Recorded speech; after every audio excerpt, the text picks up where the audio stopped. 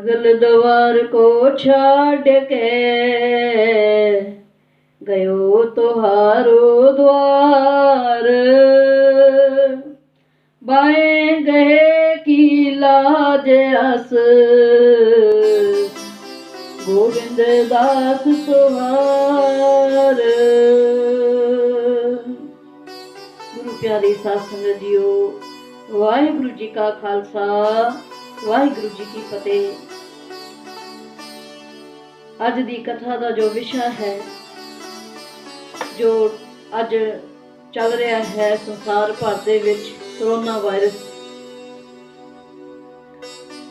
सो ये सोचिया संगत दे नाल सांझ करिए, क्योंकि गुरुद्वारियां दे विच संगत नहीं हो रही, कीर्तन समागम नहीं हो रही, ते फिर ये वीडियो ही एक जरिया है। वीडियो दे जरिए संगतां दे नाल सांझ बन जाती है, संगतां तक विचार पहुंच जाते ने। सो अज की कथा का विषय है करुणा या करोना। ध्यान देना संगत जी, करुणा या करोना। करुणा तो भाव दया है, आखो सतनाम श्री वाहिगुरू। करुणा तो भाव दया ते करोना आप जी जानते हो, जो नाम दिता गया कोविड-19 कोरोना वायरस, कोरोना वायरस जो नाम दिता गया है। अज की कथा का दास ने विषय लिया है करुणा या करोना। करोना कित्थों आया, शुरू कित्थों होया?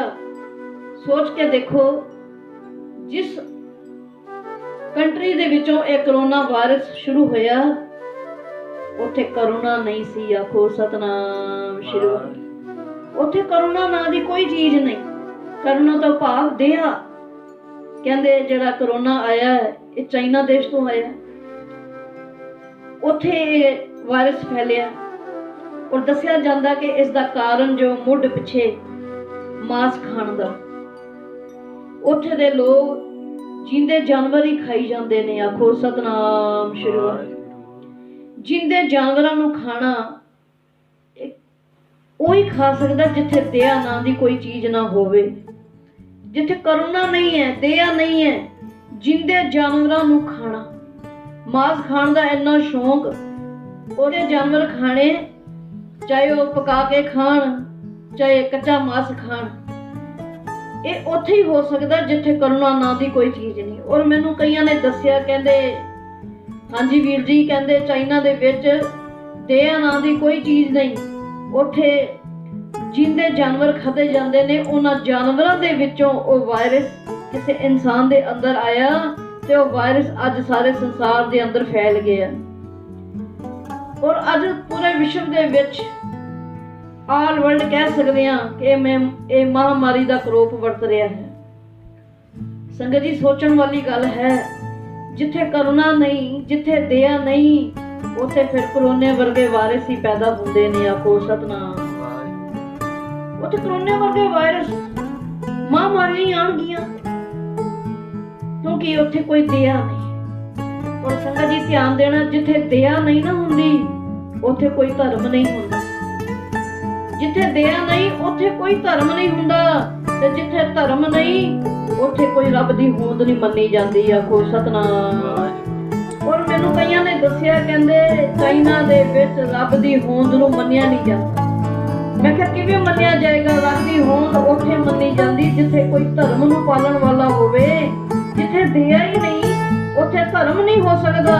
जिथे धर्म नहीं, उत्थे रब भी नहीं हो सकदा। आखो सतनाम वाहिगुरू। जपजी साहिब जी दी बाणी पढ़िए ते गुरु नानक बाबा जी ने भी कहा, तौल धर्म दया का पूत, संतोख थाप रखिया जिन सूत। जड़ी दया है वो धर्म दी मां आख्या गया। तौल धर्म दया का पूत। ये धर्म उत्थे पैदा हुंदा जिथे दया आएगी। जिस इंसान दे अंदर दया नहीं, उस इंसान दे अंदर कोई भी धर्म नहीं हो सकता। वो इंसान धर्मी हो ही नहीं सकता। जिस इंसान का कोई धर्म नहीं, ਉਹਦੇ ਲਈ ਦੁਨੀਆ ਤੇ ਰੱਬ ਹੈ ਕਿ ਨਹੀਂ ਹੈ ਕੋਈ ਫਰਕ ਨਹੀਂ ਪੈਂਦਾ। ਆਖੋ ਸਤਨਾਮ ਸ਼੍ਰੀ ਵਾਹਿਗੁਰੂ। ਕੋਈ ਫਰਕ ਨਹੀਂ ਪੈਂਦਾ ਉਸ ਨੂੰ। ਕਰੁਣਾ ਜਾਂ ਕਰੋਨਾ, जिथे करुणा नहीं सी, दया नहीं सी, जींदे जानवरां ते तरस ना करना, उन्हां नूं अपनी जीभ दे स्वाद लई खाना, ये कोई इंसानियत धर्म नहीं है। सब तो पहला साडा धर्म इंसानियत धर्म है। बाकी धर्म बाहर चों बनदे ने, ये सिख, ये हिंदू, ये ईसाई, ये मुसलमान, वो धर्म बाद दी गल है। सब तो पहला एक इंसानियत धर्म होना चाहिए है। असल विच ये मांस खाना किसी इंसान का धर्म नहीं, ये किसी इंसान ਲਈ खुराक नहीं बनी है। इत्थे तक जानवरां वल भी तुसीं देखो, एनीमल्स भी देखो, ते उन्हां विच भी मांस खाण लई एक समानता नहीं है। आखो सतनाम। जानवरां विच भी मांस खाण दी एक समानता नहीं है। जानवरां विच भी फर्क है। कई जानवर मांसाहारी ने और कई जानवर शाकाहारी ने। और तुसीं ध्यान नाल देखोगे, जेड़े जानवर मांस खांदे ने ना, वो जीभ नाल पानी पींदे ने। चाहे कुत्ता ले लो, शेर ले लो, कोई भी जानवर ले लो जेड़ा मांस खांदा है, वो जीभ नाल पानी पिएगा। ओदी दंदां दी बनावट विच, शेप च भी फर्क है। पर जेड़ा मांसाहारी नहीं, शाकाहारी है, वो इंसान वांगण मुंह लगा के, जिवें इंसान पानी पींदा है, उस तरह पानी पिएगा। इस लई कि भाई मांस तां सारे जानवरां लई भी नहीं बनिया खाण लई, ते इंसान तू अज मांस क्यों खा रहे हैं? आखो सतनाम। अज इंसान अपनी जीभा दा स्वाद ऐसा बिगाड़ चुका है, ऐसा बिगाड़ चुका है, इसनूं समझ ही नहीं की खाना है की नहीं खाना। दुनिया ते 36 प्रकार के पदार्थ ने, पर सारे छड्ड के ये मांस खाण वाल तुरिया है। चाइना नूं छड्ड दईए, साडे हिंदुस्तान दे विच भी कोई घाट नहीं। साडे हिंदुस्तान दे विच भी लोकी मांस खाण दे शौकीन ने। मैं कह दवां, पिछे मैनूं कोई मिलिया ते वो अपनी बहादरी दस रहा सी, कहंदा लॉकडाउन होया होया, कर्फ्यू लगा होया, आपां तां कहंदा चिकन लभ लिआए ते आपां तां 2-3 वारी बना के खा लिया। मैं कहा बड़ी बहादरी दस रहे हैं, बड़ी बहादरी है तेरी कि कर्फ्यू दे विचों भी चिकन लभ के ऐसा तेरी जीभ नूं स्वाद लग्या कि कर्फ्यू दे विच जिथे लोकां नूं रोटी नहीं खाण नूं मिल रही, ते तैनूं अजे भी तेरी जीभा कहंदी भी मैं मांस खाना। तेरी जीभा नूं मांस दे चस्के लगे ने। चाइना देश दे विच दया नाम दी कोई चीज नहीं, क्योंकि सतगुरु जी कहंदे पहला दया होनी चाहिए। दया होएगी, धर्म आएगा, धर्म आएगा, उसके जीवन विच फिर वो परमेश्वर भी आंदा है। आखो सतनाम। वो इंसान परमेश्वर दे नेड़े होएगा जिसके अंदर कोई धर्म होएगा। धर्म उत्थे ही खड़ेगा जिथे दया होएगी। साहिब ने भी आख्या बाणी विच, दया जाने जी की किछ पुण्य दान करे। भाई सब तो पहला दया तू अपने आप ते कर। सब तो पहला दया तेरे अपने आप ते होनी चाहिए है। वो दया की कि तू अपने जीवन दे अंदरों विकारां नूं दूर कर, अवगुणां नूं दूर कर, गुण धारण कर, उस परमेश्वर दी होंद नूं मन, उस परमेश्वर दे सिद्धांतां दे उत्ते चलना शुरू कर। और तुसी देख लो जेड़े उस परमात्मा दे सिद्धांतां नूं मनदे ने, जिन्हां नूं थोड़ी सोझी समत बुद्धि मिली है, उन्हां नूं लगदा है परमेश्वर हर थाई जरे जरे विच रमिया होया है।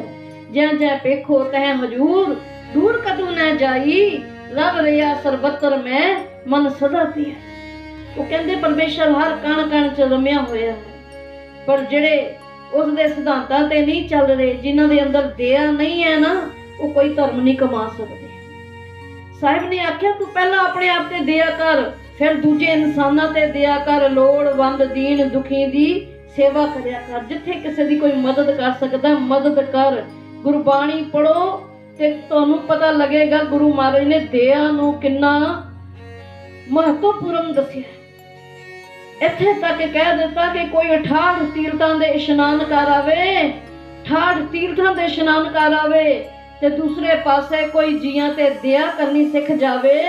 महाराज कहंदे 68 तीर्थां दा इशनान एक पासे, ओ दीन दुखियां दी सेवा एक पासे। आखो सतनाम। दीन दुखियां दी सेवा नूं 68 तीर्थां तो भी महाराज ने ऊपर दस्सिया, महान दस्सिया। 68 तीरथ सगल पुन जी दया परवान। ये बाणी साडी गुरबाणी जो महाराज ने सानू बख्शिश कीती, इसे लई कि जो जो इंसान बाणी नाल जुड़ेगा, नाम सिमरन नाल जुड़ेगा, बाणी पढ़ेगा, उन्होंने पता लगेगा कि मेरा जीवन की है, ये जिंदगी क्यों मिली है, किस कारज लिए मिली है, मैं की करन आया धरती ते। फिर वो विचारेगा करन की आया सी, कर की रिया वा, एक ना एक दिन धरती तो जावांगा ते फिर की मुख लेके जावांगा। खो सतनाम। धर्म राय जब लेखा मांगे, क्या मुख लेके जाएगा, फिर की मुख लेके जाएगा। ये चाइना वर्गे देश मैनू दसदे ने कई वीर के जोशवीर जी, जेड़ा चाइना देश है ना, ये नास्तिक देश है, इत्थे रब नू मन्निया ही नहीं जाता। मैं कहा बिल्कुल सही गल है, रब नू मन्निया उत्थे जांदा है जिथे रब दे सिद्धांतां दे उत्ते चलना चंगा लगदा होवे, जिथे रब दे गुण चंगे लगदे होण, जिथे रब दे पाए पूरने चंगे लगदे होण, जिथे अपने स्वार्थ दी गल आ जावे भी मैं अपने जीव दा स्वार्थ पूरा करना है, अखां दा स्वार्थ पूरा करना है, अपने शौक पूरे करने ने, रब नाम दी फिर उत्थे कोई चीज रहिंदी नहीं। आखो सतनाम। करुणा जां करोना, जिथे कोरोना नहीं सी उठो करोना पैदा होया। आखो सतनाम। इसलिए भाई जे जीवन विच दया रखांगे, करुणा रखांगे ते फिर उठे धर्म भी होएगा, उठे मेरा गुरु नानक परमेश्वर आप होएगा। आखो सतनाम। उठे वो आप होएगा, उसका वासा हो जाता है। जिथे धर्म है उठे आप है। आखो सतनाम। जिथे धर्म है उठे वो परमेश्वर आप है। भाई इसलिए बहुत तो बाद अपने जीवन च दया लैके आए। तुसी देखो जिथे कोरोना दे विच हर पासे नैगेटिव पॉइंट सामने आ रहे ने, मीडिया राही भी, न्यूज़ चैनलों राही भी, हाँ जी, नैगेटिव पॉइंट आ रहे ने कि कोरोना वायरस ये हो गया, वो हो गया, आ हो गया। उत्थे पॉजिटिव पॉइंट भी बड़े सामने नजर आए ने। प्रकृति जड़ी बिल्कुल सारी खुशहाल हो गई, ग्रीनरी बढ़ रही है, पक्षी चहक रहे ने, नदियां सारियां इन्नियां साफ सुथरियां हो गई। वीडियो आ रही जो जो नदियां दियां, गंगा जमुना जड़ियां उसी इंसानों ने कालियां कीतियां होईयां सी। आखो सतनाम। असी कालियां कीतियां होईयां सी, पानियां दे विच भी असी कैमिकल छड्ड दित्ते, सड़कां चौड़ियां करन लई दरखत असी पट दित्ते। ये जो समा आया है ये परमेश्वर वालों कुछ सोची देण लई, इंसान नूं कुछ सिखाण लई, शायद मैं तो सोचदा ये समा तां बणिया। आखो सतनाम। अज प्रकृति भी सेटिंग हो रही है, एनवायरनमेंट कितनी वधिया हो गई है, वेदर कितना वधिया हो गया है, नदियां ऐ साफ सुथरियां शीशे वांगन पानी हो गया है, सब पासे सेटिंग हो रही है, कोई पोल्यूशन नहीं रहा। हाँ जी, कोई पोल्यूशन नहीं गड्डियां दा, कोई फैक्ट्रियां दा, कोई कैमिकल नहीं पानियां विच, कोई इंडस्ट्रियां दा पोल्यूशन नहीं। जे तुसीं देखो ये पॉजिटिव पॉइंट भी सामने आए ने कि इंसान दे तू की कुछ खराब किया होया सी अपने स्वार्थ करके। आखो सतनाम। अपने स्वार्थ करके की कुछ तू खराब किया होया सी, परमेश्वर दे कम्मां विच भी तू विघन पा दित्ता। उस अकाल पुरख ने जो सृष्टि साजी, पहाड़ बनाए, नदियां बनाईयां, झरने बनाए, जंगल बनाए, तू उसकी प्रकृति नूं भी खराब कर दिता, उसकी प्रकृति नूं भी सही नहीं रहन दिता।